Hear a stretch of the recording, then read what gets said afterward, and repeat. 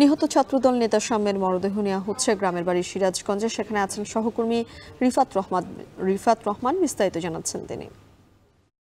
ঢাকা বিশ্ববিদ্যালয়ের শিক্ষার্থী শাহরিয়ার আলম শান্তর গ্রামের বাড়িতে কিন্তু এখন চলছে শোকের মাতম। গতকাল রাতে ঢাকার সোহরাওয়ার্দী উদ্যানে দুর্বৃত্তদের ছুরিকাঘাতে নিহত হওয়ার পর যে গ্রামের বাড়ি রয়েছে সিরাজগঞ্জের বেলকুচি উপজেলার ধুকুরিয়া বেড়া ইউনিয়নের সরাতল গ্রামে কিন্তু যে শাম্যর যে মরদেহ সেটি কিন্তু নিয়ে আসা হচ্ছে এবং এখানে কিন্তু যে সরাতল কবরস্থান রয়েছে সেই কবরস্থানে বাদ এশা নামাজে জানাজা অনুষ্ঠিত হবে এবং এরপরে কিন্তু এই সরাতল কবরস্থানে কিন্তু শাম্যকে দাফন করা হবে।